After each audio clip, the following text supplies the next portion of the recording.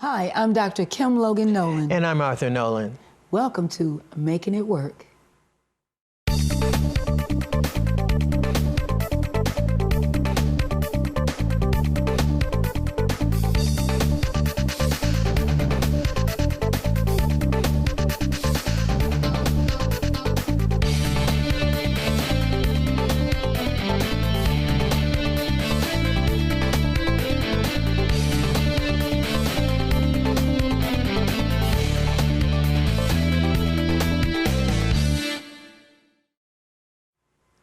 Our topic today, the impact of military and service. Arthur, you served in the Air Force, United States Air Force. Yes. What year? That was in, why did you ask that question, Karen? Well, I'm just curious, sweetheart. I mean, that was a long time ago. I think it was 1970, 73. Okay. And you also, you served in Vietnam? Served in Vietnam. What was that experience like? It was quite a different experience for me because I was mostly in the urban community. Okay. As far as being involved with different cultures, I had never been involved with a lot of different cultures, and then all of a sudden, here I am thrown into that situation. It was mind-boggling at one point. Were you drafted or did you join? Well, it was kind of strange. I was drafted by the Army because I was on my way to college. Okay. And the Army said, and I wanted to take a year off to build up my finances. Sure.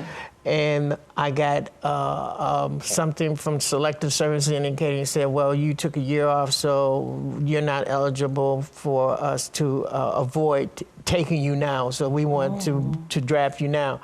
But while I was in high school, some friends and myself, we took a test for the Air Force. Mm-hmm. Well, that test really saved me from going to the military, to the Army at that point. Okay. So I went into the Air Force. I see. Well, thinking that I was going to avoid Vietnam at that point. I know you saw a lot of devastation, a lot of pain. Well, yes. You know, but you also had a great experience. What was the great experience? That you made it out alive. Oh, that was tremendous. That was tremendous. You know, you're on target. Thank you so much. You know, not too many can say that they made it out alive, but we are sensitive to the families that may be viewing this program. We want to welcome two special guests, Pastor Philip Willis and also Elder Roscoe Gray. Yes. Welcome to our program. Thank you. Thank you for coming. Glad to be here. Well, I'm going to just let my husband begin to share some information, and I'm going to come in a little later. Wow, this is really something. This is all I need to do is bring on some men, and then I can take the show. I said, let's go to the show. Oh, okay. Gentlemen, it's so good to have you here. Let's start with you, Roscoe. How about telling us what part of the military were you involved with, and also what did you do while you were in the military? Well, I was a paratrooper. Okay. And I was a weapons specialist. Mm-hmm. And the Army trained me to be a good shot, not to miss. All right. And I can shoot everything from a .45 all the way up. Excellent. Expert at everything that I shot. Mm-hmm. So you were a marksman? Expert. Okay, that's better than marksman. All right, okay. Okay. And what branch were you in, Pastor? Well, I've served approximately 15 years so far in the Army, and I'm a chaplain. Okay. So my job is to minister to the soldiers regardless of the religion or background. Oh, excellent. Regardless of religion or background. That's correct. Explain, tell me, that must be kind of different for you. Well, it's non-sectarian. We have a pluralistic environment. Okay. While I'm a Protestant chaplain, I'm there to provide religious support for everybody. Oh, okay, excellent. Okay. Question? No, I want to go back to paratrooper. Could you explain to me what is a paratrooper? Well, a paratrooper is a soldier that jumps out of airplanes. And it makes you tough. It makes you like a bird. You just feel good just coming out of an airplane. So I hear the word paratrooper. Right. But, Like parachute. Right, so you have a parachute on, they trained you to do that. Were you afraid when you first got there? Were you afraid of that? Yes, my first jump knocked me out. Oh my, what did you hit? I landed wrong. You landed wrong, but you never did that again? No, never did that again. So you went into the military, you were single? Yes. All right. And also, when you first served, you were single. That's correct. Okay. So, how long were you in the military before you went overseas? I was in about 11 months. Okay. And when I got to jump school, I went to Panama Panama. to train for, actually I wanted to be a Green Beret. Oh, really? Why did you want to be a Green Beret? Well, just the toughness. Toughness. The number one league in the military. Yes, the toughness. Because doing basic, you qualified to beat certain things.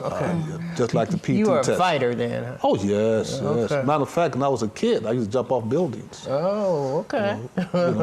Climb trees, jump out of trees, play King of the Hill. Okay. They did all of that. So you dreamt about going into the military? No, I didn't dream about it. You didn't dream about it? You got Were you drafted. drafted? Because you were I was drafted. drafted. I was drafted. Okay. And well, I'm here, make the best of it. Okay. All right. Well, what was probably the driving force that got you involved with the military? Oh, me? I needed a job. I mean, I had gone to school for, for an extended period of time. At the end of my master's degree, I was looking to find a church, and there weren't a whole lot of people hiring at that time. And I wanted to do something with my career. And so I looked at being a missionary, and I also looked at the military. And the Army said, "Come on, brother, we love you. Let's go." So we got two different circumstances, yet both of you had an opportunity to be in combat zones to a certain extent. Tell me about that. You first, Pastor. Well, I went twice. Okay. And you were in I went to Iraq, Operation Iraqi Freedom. I had the opportunity to deploy twice. And there's no experience like being in a war zone. Nothing prepares you for it. I don't care how much training you have. And that just comes from my perspective as a chaplain.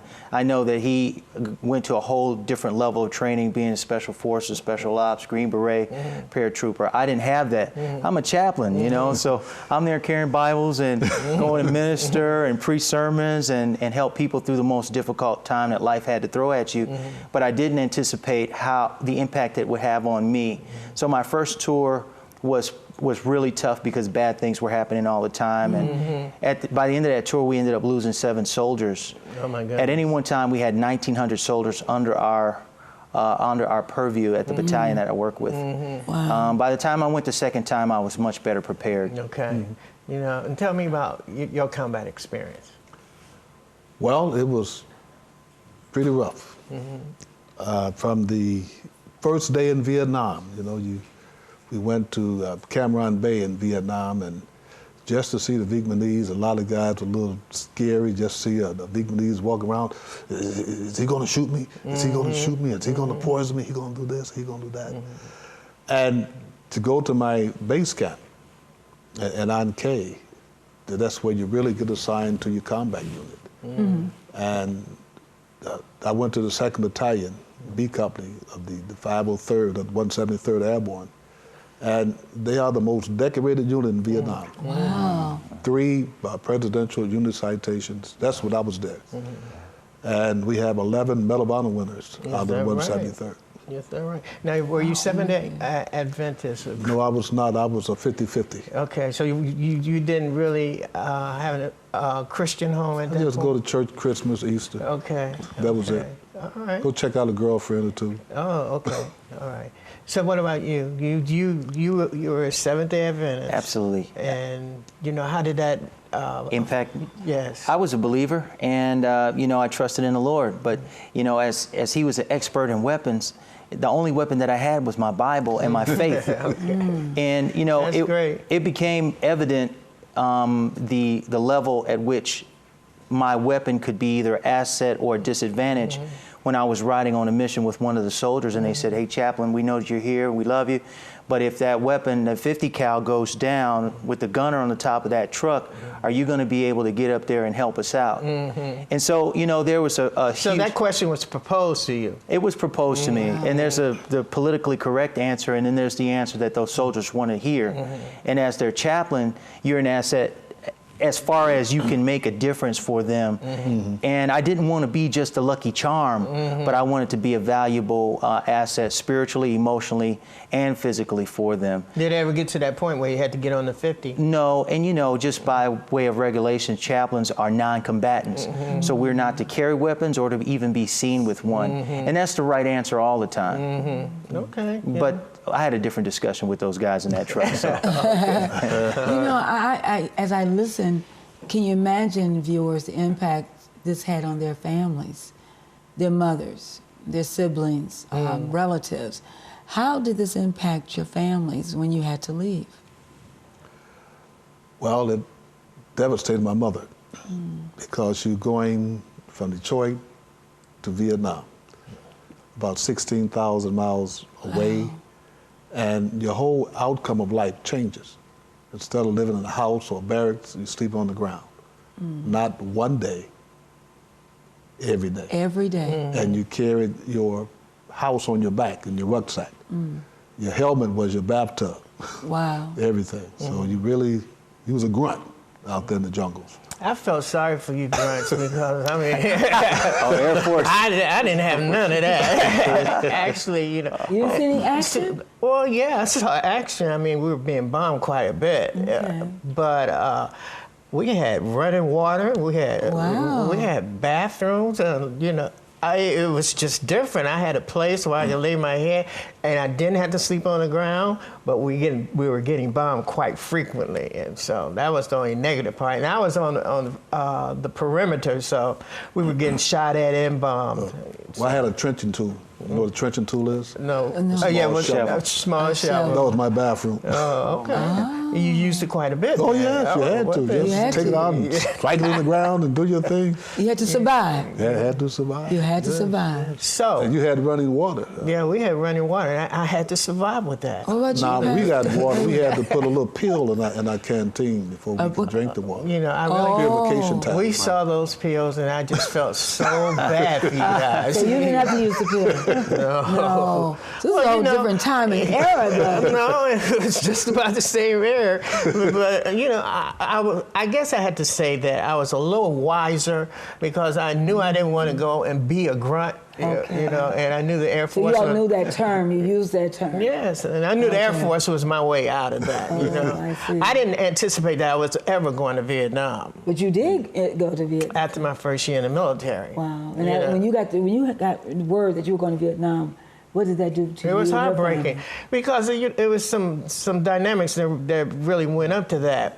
My brother, who was already in the military, he was in the Army, and he was stationed in Germany. And he was the one that really convinced me to go to the Air Force. He said, if you got an opportunity, go to the Air Force so you don't have to go to Vietnam, right? And when I finally joined the Air Force, I felt pretty comfortable and pretty safe about that. I'm not going to Vietnam. After my first year in the military, that's the first place they sent me was to Vietnam. You know, so I wrote my brother a letter with some few choice words. You know, I had to repent on later. Because you ended up going. Yes. Pastor, what was it like when you had to tell your parents and your sisters and you were leaving? How did they feel? I think, you know, my father, having spent time in the Air Force like yourself, he was very supportive. My mom was supportive too, but she was heartbroken. She had lost her brother in the Army through an experience, and I'm her only son. Yeah. So that was very hard for them to deal with. can imagine. And I carried that burden with me because you don't want to be that guy to bring heartbreak to your mom. You know? Was there any time when you were out of communication with your family? You know, being that it was a more modern experience, they had internet and that. So I tried to stay in pretty much solid communication with them. But you didn't want to tell them everything. Right. Because you didn't want them to worry. Sure. You know, it's just very difficult. I'm about to go on a mission, and this may be my last message. Right. You know, we never, No. never did that, you know, so. What about post-traumatic stress disorder and dealing with issues of that? Arthur, let's talk about post-traumatic stress. Well, before we get to the post-traumatic stress, there was one thing that I wanted to talk about. I wanted to talk about the combat experience itself. You were injured while you were over there. Tell us about that. Well, let me tell you a little story. We was out on patrol. Our point man was shot right through the throat. What? And for 3 days, we had to carry this soldier because, you know, the Army model, Never leave a soldier behind. And this is about 175, 80 pounds of dead weight, plus all your... For 3 days? Yeah, for 3 days until we had to go to our rendezvous for the choppers to come pick us up. And we got back to our base camp, writing love letters. Sergeant Wright, my squad leader, he said, when we go back on patrol, you're on the point. Now, remind you that in my squad, I was the only black. And yet I outranked all the other whites there. So I was this token guy who had to go out on the point. Now, the point, you are about 20 meters ahead of your squad or platoon, whatever the case is. And every day, you know what I said? If I get shot at, I'm gonna kill this guy. You was gonna kill your squad leader? I was gonna kill my squad, I was gonna kill him. Because I was this token guy. Wow. And every day he'll say, Gray, you did a good job. Ah, blanky blank. Using choice words at him. Second day, man, I'm proud of you, did a good job, blankety blank. I would bless him out. Around the fourth day out in the field, I'm out there, just all of a sudden you heard a little twig. When you hear something like that, because you trained, by training in Panama, listening posts, out there all night listening for different sounds, you heard a little. Oh, you heard it. I heard it. Because my ears were well trained to sound. So you get down, you low crawled about 12, 15 meters, and all of a sudden this man shows up. He just pulled the trigger. Wow. Shot him right in the face. And I had a shotgun at the time. I'd walk and point in the bush. One shot. Pull out my .45 and start lighting up the area and use all 7 clips I had. Every grenade I had, I threw at him. I said, my goodness, I'm out of everything. But at the end of that little firefight, there was 4 guys dead. And we get back to our fire support base, and the word came that Gray, the old man, wanted to see you. Now, the old man, you know, is a captain. I said, oh my goodness, I'm getting ready to be court-martialed and going to jail and everything for being insubordinate to my sergeant. I go in to see the captain. He said, Gray, I understand the problem you had out in the field. He said, Sergeant Wright put you in for the Bronze Star, and here's your corporal stripes. My. So you got your Bronze Star? Yeah, that's why I got a Bronze Star. Excellent, excellent. Well, see, I bet you a lot of people didn't know that. I didn't know that. What's that? And then you got the Purple Heart as well, right? Not only that, the Commendation Medal, Purple Heart. Wow. And were you injured during that time when you were out in the wilderness? This is during now, I was on here late 75, Thanksgiving of 67. We lost, I was really good. 141 paratroopers were killed during this 5-day of fighting. The good Lord blessed me not to get one scratch on me, but you round up with bodies. And you have a lot of soldiers today who will not celebrate Thanksgiving as because of that. Is that right? I ran across a guy Friday in Walmart. He had a 173rd patch on. I said, hey, trooper. He said, airborne, you know. And he started telling me a story. We started reminiscing. Right. He was in the same battalion that I was in Vietnam. Wow. Matter of fact, he called me this morning. What? And they're also doing a documentary of all the guys who served the 173rd, because you don't see too many guys that's alive that served the 173rd. Wow. And why I went to the 173rd in May of 67, they had 45 paratroopers. Their company was overran, and all of them were shot in the head twice. And down at Fort Campbell, we had to go, and it was all executed. Wow. Yes. Oh my goodness. Well, I know, Pastor Willis, you have a story or two, what you've seen, you know. Can you share something with us?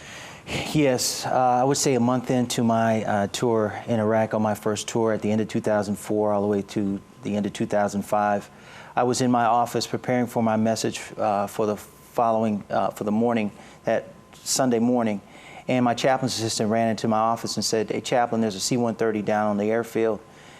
And, you know, I just kind of went into a space of shock because nothing prepares you for that.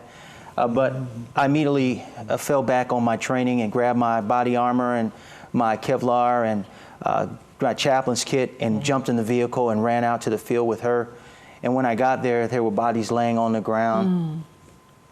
Bodies laying on the ground, and you could smell the JP-8 fuel from the burning helicopter, from the burning C-130.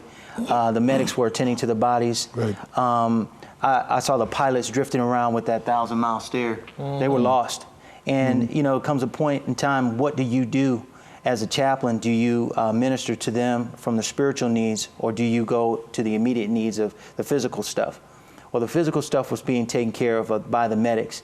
So I knew that my responsibility was to minister to those people and get their minds in the right place, help the medics so that they could do their job effectively, and then try to minister to those soldiers who were hurting and wounded. And so as they were escorting the bodies to the litter, on the litter to the helicopters, the medevac helicopters, I ran with them and prayed with them and encouraged them. And then there was an individual on the ground completely naked. They didn't know what was wrong with him. They stripped all of his clothes. Why is this soldier unconscious? And as I walked up, I'm not quite sure if the medics knew I was a chaplain because you got all that stuff on. But it was almost as if they, you know, the Red Sea parted when I came up, and I came up, they stopped doing what they were doing, and I knelt down. And you know, it is at that point in time when the doctors have done all that they can do, you know, where sometimes God shows up. And he used me to pray for that person. And the Lord blessed, and not one person died from that experience. Wow. But that was my introduction to war. And it was after that bad stuff started happening all the time. IEDs were blowing up, which is improvised explosive devices. We were transportation maintenance, so we were out on the road constantly. Right. You know, it was not a linear war, so the war was all around us. We were getting mortared every day. But going outside the wire, which is off of the base, as you know, we were always constantly getting attacked, and but it was from those type of experiences, and you know, there's a generational gap between the battles and the wars that we're in this same room. But I also got a Bronze Star, but it was quite different experience, you know, on my journey being shot at and blown up than actually carrying a weapon and having to defend my own life. I'm sitting there waiting for the other guys to do it while I take care of their mental, spiritual welfare. That's amazing, you know, that both of you are Bronze Stars. We didn't know that before the show, and, you know, it's really tremendous. I mean, our country owes both of you a lot of debt. One of the things that I would like to ask you about is coming back home. Coming back home was different for you as a Vietnam vet, and myself. It was different. But coming back home for you was more of a celebration. Absolutely. Welcoming a hero. Yes, indeed. For you and me, it was like being degraded and like, how dare you participate in that war? I mean, I've had an experience when when I started at the University of Michigan. I went out on a date with this girl, and as we were talking, we were talking about our backgrounds, and I said, well, you know, I just recently got out of the military. And she paused. She said, did you go to Vietnam? I said, yes. And she got up and left. You know, because that's what they thought. Right. You know, I saw her the next day, and she wanted to apologize, and I left. You know, so it was just, we came home to a lot of negativity. How was that for you? I came home with a lot of guilt. The guilt was killing all those people in Nam. And when I got wounded in Nam, the devastating part of it is that I was the third person on patrol. Sergeant Wright said... So you wasn't on the point during this time? Oh, no. I was up there in rank a little bit, the experience. And we had a dog with us, you know, and the dog was on the alert. You know, when the dog is on the alert, you have to call in at the headquarters, let them know that the dog is on the alert. And they give you some feedback, be cautious, do this, do this. So we had to take our weapons off safety and put them on semi-automatic because we knew that something was happening. So I was the third person in line. Sergeant Wright said, move towards the rear to cover the rear flank. And as soon as I did that, we was ambushed. I mean, they came from everywhere. And out of 14 of us on patrol, 11 of us was killed. All 14 of us was wounded, was hit. And I'm one of the 3 guys that survived. I'm in better shape than the other 2. When I was hit, I was shot through the side. The bullet came out my belly button. One bullet went through my left thigh. But the devastating part about it, when I looked at my hand, my finger was gone. Then I felt this warm stuff, just on my legs. All my guts was blowing out. And I just said, oh my goodness, this is my last day on earth. You can just see the guys all around just following, crying for their mother and caring. These are 19, 20-year-old kids. I was 19 when I got shot. 19 years old.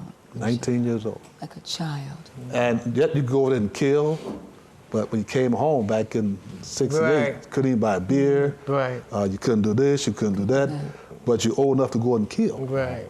That was one of the things that was talked about quite frequently. Yes, yes. That you're old enough to go to the military and go fight, but you're not old enough to come back and vote or go to a liquor store. Couldn't or do whatever. anything. You restricted with a lot of things. For those who were drinking liquor, it was just something that they used as some type of political ploy. Well, we only have about 2 minutes left, but we'll be right back with a little bit more information about service in the military.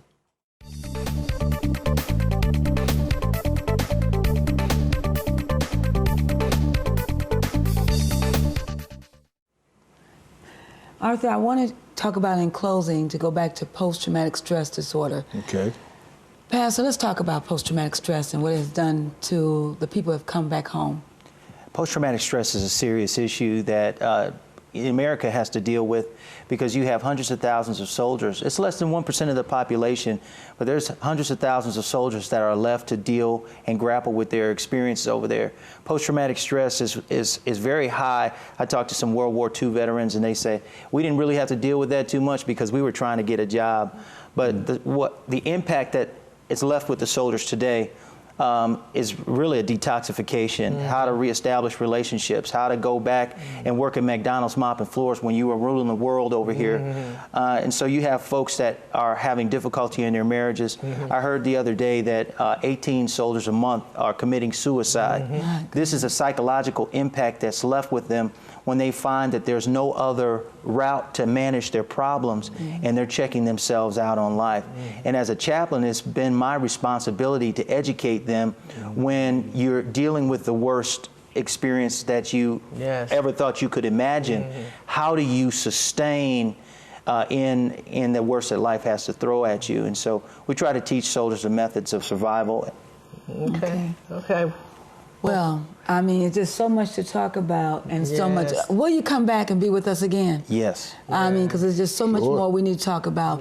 Listen, I'm Dr. Kim Logan-Nowlin. And I'm Arthur Nolan. And thank you for joining us on another program of Making It Work.